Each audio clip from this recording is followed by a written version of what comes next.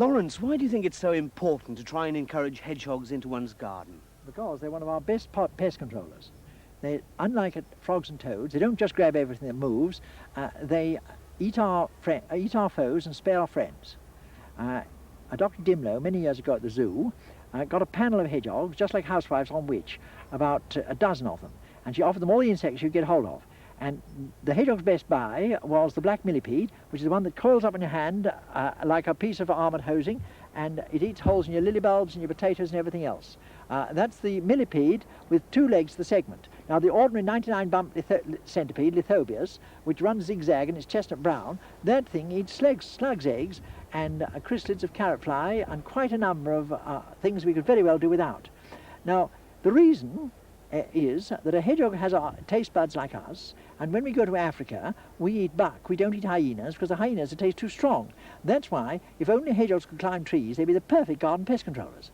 They get rid of anything else? Oh, they're very great on slugs. Slugs and snails. Not snails, not for choice, they ought to tear them out of the shells, but slugs, they absolutely gollop them down. Why do I sometimes find a dead one in the garden? That's 2 reasons.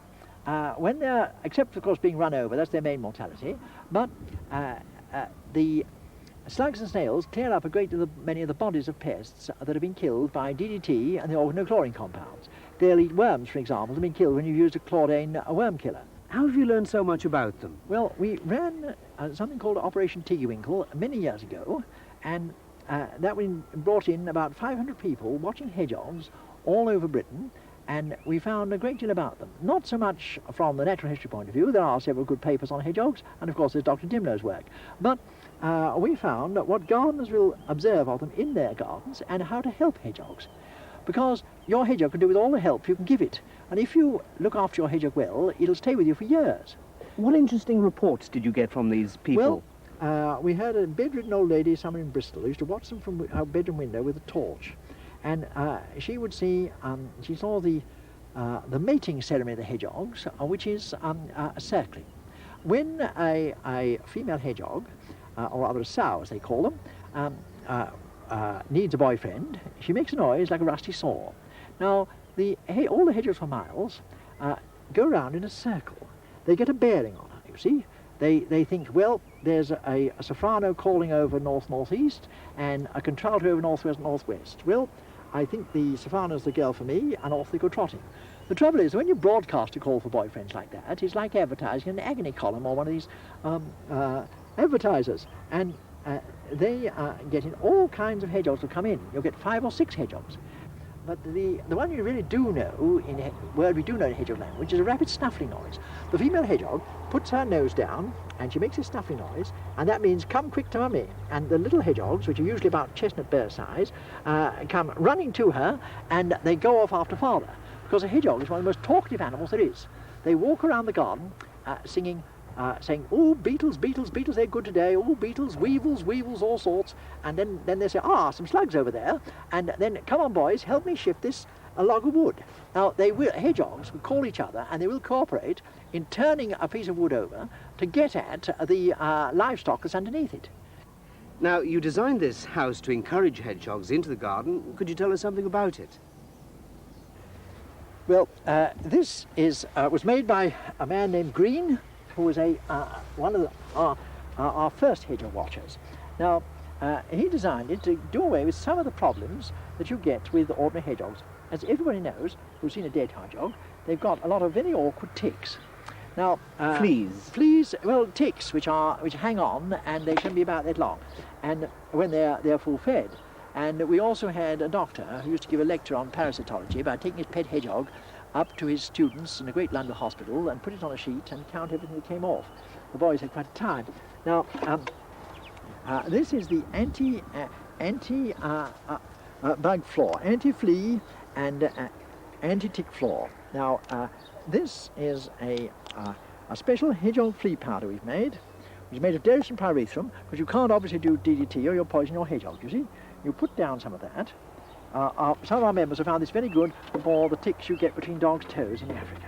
You put that on, and when you are making up your bed for the hedgehog, using very nice hay like this.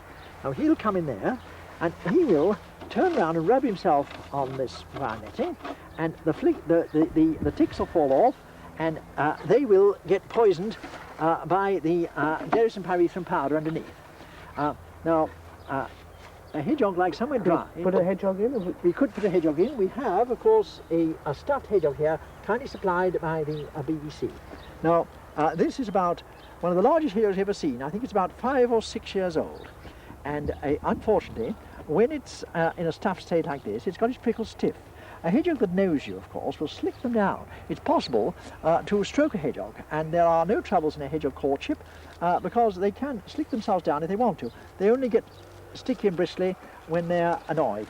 Now, you see, this one, being stuffed, is rather too big for this size of house. If you have a really large hedgehog, make your house rather larger. Now, they like a house that seems to fit them tightly because their risk is of rats and things getting in.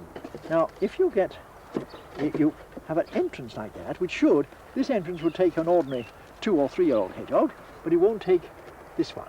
Unless if he wanted to go in, he could slick himself down and go right inside. Now, that will stop a cat going in or a rat going in, because if you're a rat and you're coming this end, and you've got the hedgehog here, not at home, there's not a chance of getting in. And now, this is the feeding entrance. When hedgehogs are at home, you can drop a piece of bacon rind down there, and you look down, you see the bacon rind's gone, you know you've got a hedgehog in. Now, you can, in practice, this hedgehog house is for demonstration purposes. Ordinarily, you would cover it down with roofing felt. Hedgehogs go out into the dew, wet on them, and they need to have a constant current of air through. You'll get some draft coming through here and up, so they dry out inside. They wash themselves by producing foam at the mouth and give themselves a sort of dry clean. They can't lick themselves like a dog, there's too many prickles.